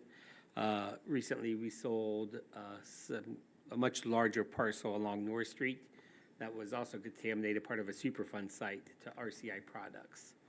So this is something that we have done in the past. Okay. What is the contamination? The location doesn't seem, So that, across from that property are some storage units, and just to the west are condominiums called Depot Hill. And there's a Depot Hill party store. And one of the railroad companies, I don't know if this was the Baltimore or New York or Central Penn Railroad Company, came up through this area, and there was a few fuel tanks. And if my memory serves me correctly, it was benzene that was contaminated. So when we sold this to ASA for them to build some homes as part of their building trade program, they did do an environmental phase 1, phase 2 study on this thing. And they politely said, we'd have to put in vapor barriers for residential. And we don't do vapor barriers because that's very expensive. And so they asked if the city would just politely take the land back from them. I said, yeah, our intent was never to tie a rock around your neck as it relates to environmental conditions. So we took that back, and it's just been sitting in our hands for the past couple of years again.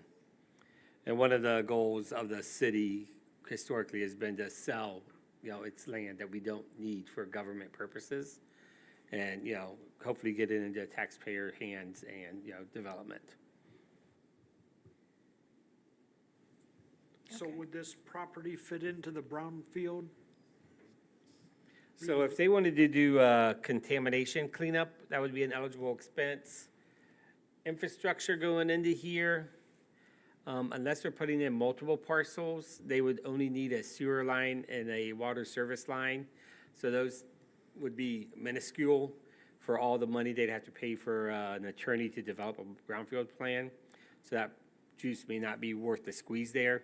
We did talk to ASO about the houses, because it is a brownfield eligible, and they even said for the 2 houses they were gonna build on this site, it wasn't enough revenue generation to pay back all of the costs that would be for the environmental cleanup.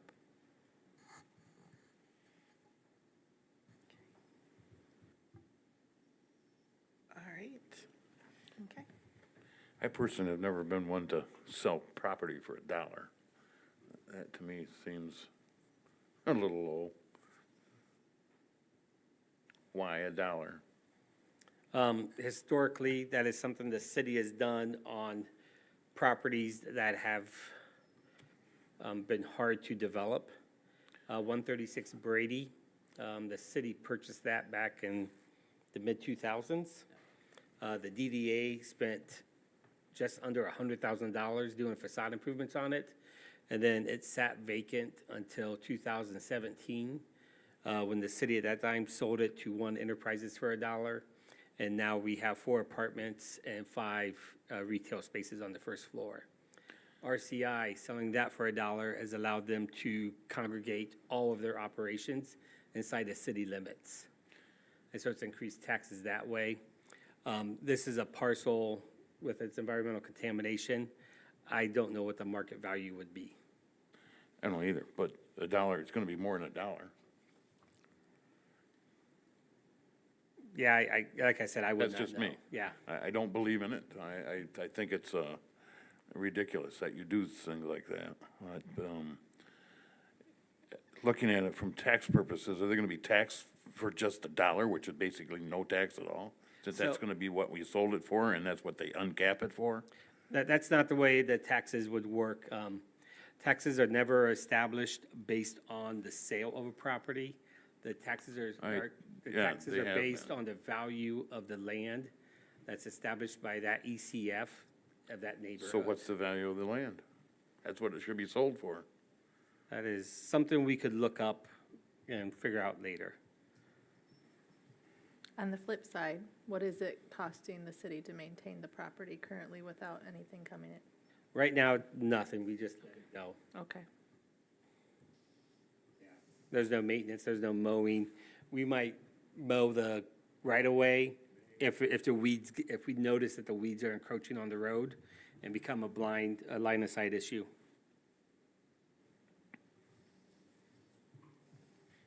The reason why we proposed $1 is simply for historical, like, we know a lot of places have purchased other property from the city for Understand, $1. It's been established I just that- don't believe in that. Well, Okay. that's why we did it. I That's, understand. just to give you, like, I'm not that arguing was with why you. we did it. And recently, the city just sold Pingree Park to the Leverances, I think for $10. Which is still sitting there. Yeah, we just closed on that a few months ago. So historically, the city has never gone out to make significant money on parcels unless there is a true market value. But even with the Riverfront 101 Brady, I think that was $10,000 is what we sold 101, and that was below market value to get that Well, going. thank you for answering my questions. You're welcome. Can I get a motion? Can I get a motion? No motion. Oh, discussion, sorry. Yeah, just discussion. Sorry. All right, sorry. And thank you, you answered my question, Tanya. It was, I just wondered how you learned about this property, how that whole discussion came about to purchase it. So thank you for answering that. All right, is there any other questions, comments, discussion on this one? Yeah, I would like to know if, in the line of getting more information, we should also then get some information as to what sort of revenue this could generate, just so we can look at all the facts. Staff can get that to you. Yeah, along with what Bill requested. Okay. All right. If there's no further discussion, thanks, Tanya, for coming. Thanks. All right. I do believe, though, we need a motion to accept Councilmember Correct. Silver back in. Okay. Can I get a motion? I will make a motion. And support. All right. It's been moved and supported. All those in favor say aye. Aye. Aye. All right. Or anybody opposed? Motion passes.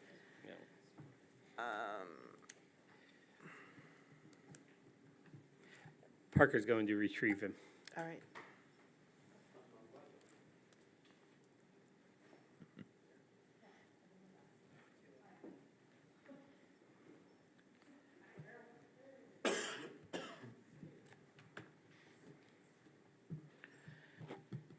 All right. Now that Councilmember Westover is back, I'm going to move down to 11F5, discussion regarding the MML training that occurred on January 30th, 2025. Yeah, just real quick, this is just on your agenda to give council an opportunity to respond to, share anything they wanted to share from that training.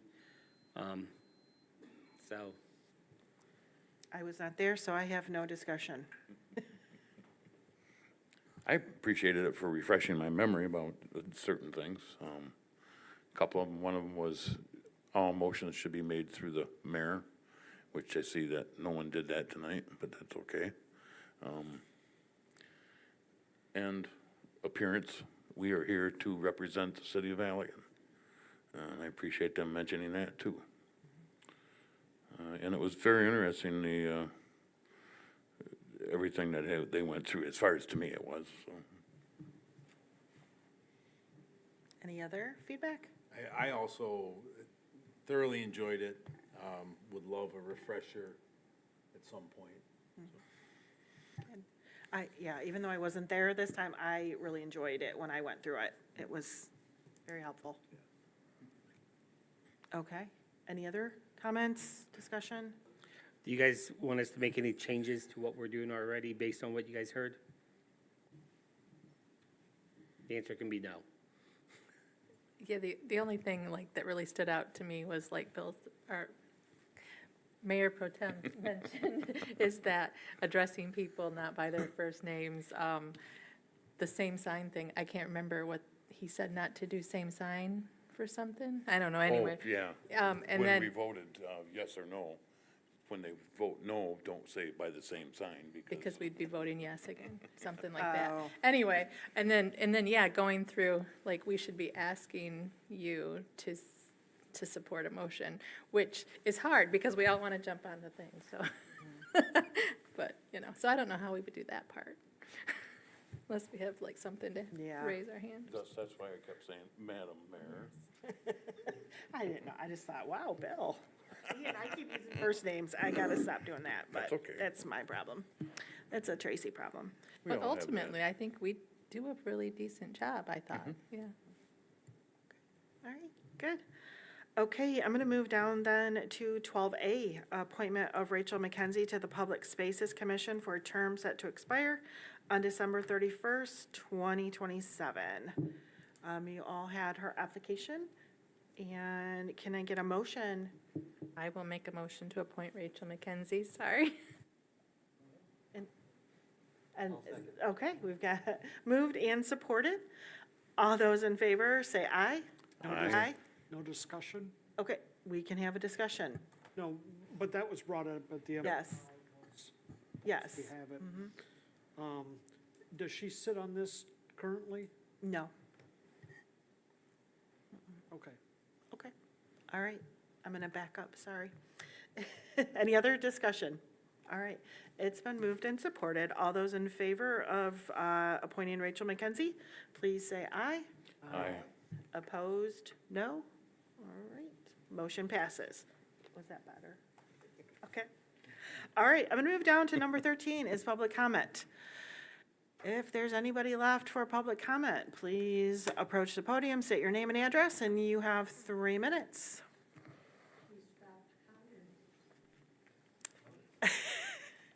All right, see, no public comment. I'm moving down to agenda item number 14, communications from the city manager.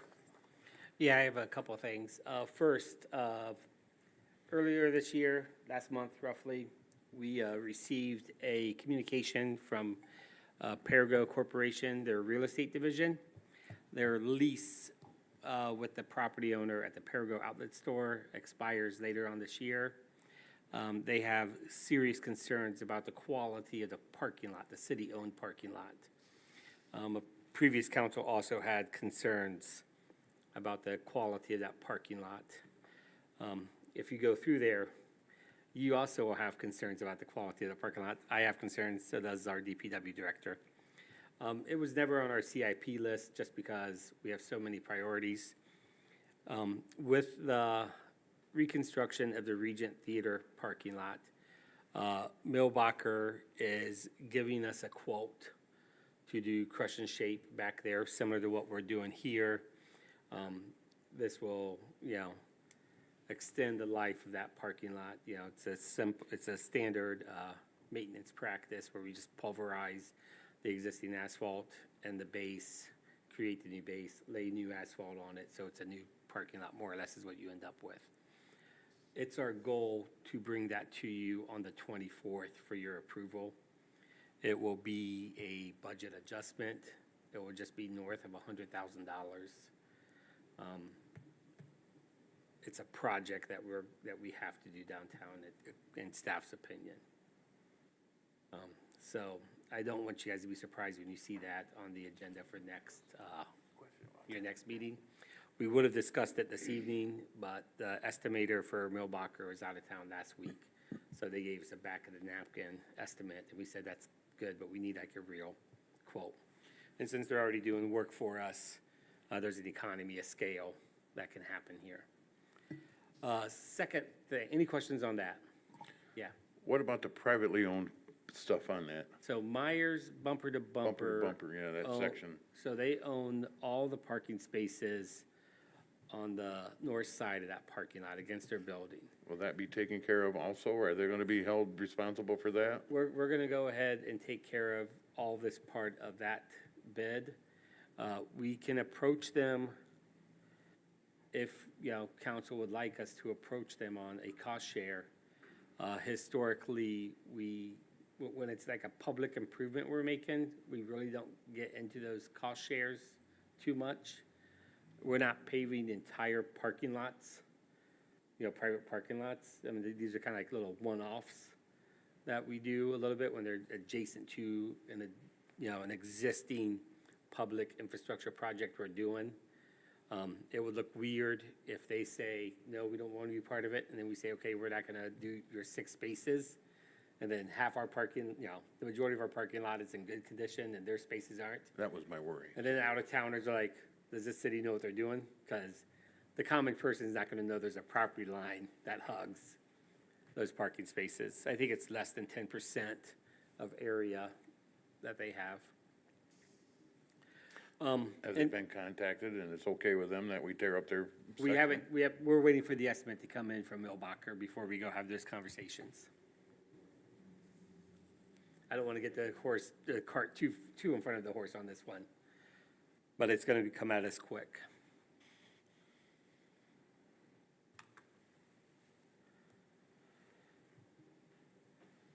Any other questions about the Water Street stuff? All right, in front of you are books that the city purchased. There's a stamp on the inside with our logo that shows it's a city book. We are gonna start framing I've read this book a few years ago, but we're gonna start framing some of our recommendations through the lens of this book on how to build a strong community.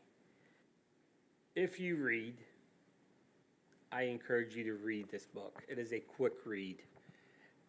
If you don't read and you don't care, please give it back to me. Because we're gonna give it to our staff here, as well as our DDA and planning commission, people that make decisions about, the physical development of the community. And then when you're done reading it, please give it back so we can spread the wealth. But there's a lot of good information in this book by, Doug Griffiths. I would say Griffins, but it's not Griffins, Griffiths. He has spoke at a handful of my city manager and planning conferences over the years. They are Canadian, but Canadians are, North Americans like we are, so we operate the same. But I encourage you guys to read this and, dive into this book. And that way you'll understand more of a direction of where I or Parker might be coming from as we bring ideas and projects to you over the next couple of years. Is this something our committee members should be reading also? Yeah, so once you're done with it, it's gonna go probably through the DDA, then the planning commission, and then public spaces. Can I share this with my wife since she's on public spaces? Yes, you and your wife can you guys read it together. That will be fine. Date night. A wonderful date night. Yes, that won't be a problem. Thank you. You're welcome. And that's all I have, Mayor. Okay. All right, I'm going to move down to agenda item number 15, which is a roundtable discussion from council and mayor. Councilmember Zeter, anything you'd like to discuss?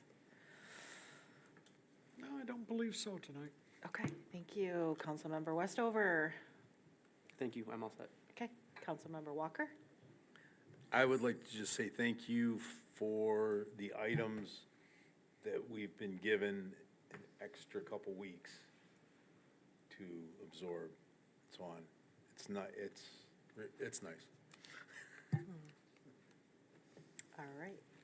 Anything else? No? All right. Councilmember Canales? Okay. Councilmember. I just want to let everybody know that Councilmember Walker and I are going to be at Mugshots on the 21st from 8 to 10, just to kind of see if anybody has interest in talking with us. So we're going to try it out, and that's it. All right. Mayor Pro-Tem Morgan. I had three things. I forgot what, the one was gonna be the parking lot at Parago's. I'd heard through the grapevine that was on the thing, but thank you for taking care of that, Joel. Parker, do you still do a ride around? Yeah, so we took a hiatus on our code enforcement during the holidays. It's a 10-day turnaround for folks when they receive a letter of enforcement. So common things include abandoned or inoperable vehicles, junk, blight around the house, on the exterior of the house. So, yeah, it was our decision to. My question was, have you continued with that? Yeah, so we took that hiatus during the winter Yep. time because we didn't want, make people do that during the holidays. But you're back doing it? We will pick that up at the end of this month. So we've just had scheduling conflicts with folks. We meet with our police department the Thursday after every drive. We do our drives on Mondays and Tuesdays, and then we meet with our police department on Thursdays. So between the folks that meet for those meetings, the snowstorms, it's just been pushed. So we're picking that back up at the end of this month. Who takes care of the parking and the parkways and stuff? That's all the police department. Police The department takes care on-street of that? overnight parking? Pardon me? The on-street overnight parking, is that what you're referring to? No. Parking within their yard, but in the parkway between the sidewalk and the. Oh, parking in the right of way, yeah, Correct. just on their own property. Yeah, that's the police department. Okay. Contact you with that information and then you contact the police department? Yes, sir. Okay. Perfect. All right. Anything else? No? You're good? Mayor Pro-Tem Morgan? Yeah, Oh, okay.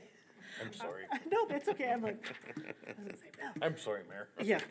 All right, I just wanted to say, being this the first meeting without the study session, I really liked it. I liked how it just felt more cohesive instead of kind of talking about things and we break and then it just felt more cohesive, more discussion amongst council members at one time. So hopefully everybody else did as well. I do have one other thing. Yes. Bathroom break. Sometimes this is a little bit long. Maybe we could. I Yes, would, we'll have you to- know, have a recession of some Well, sort of 10 if minutes. Doug or didn't so. have like a whole page of requests here that we had to approve tonight. Well, tonight would have been shorter, Yes, but, you know, yes, but, but at least it wasn't as long as the other Doug. right. All So right, just for your information, Yes. the mayor can call for a recess at any point. So you could designate, partway through the agenda. It doesn't have to be a standing agenda item for that to occur. okay. That was also gone through at the MML. So I'll just go. Yes, I got to go. All right. If there is nothing else, then I will adjourn the meeting at 8 PM. Thank you.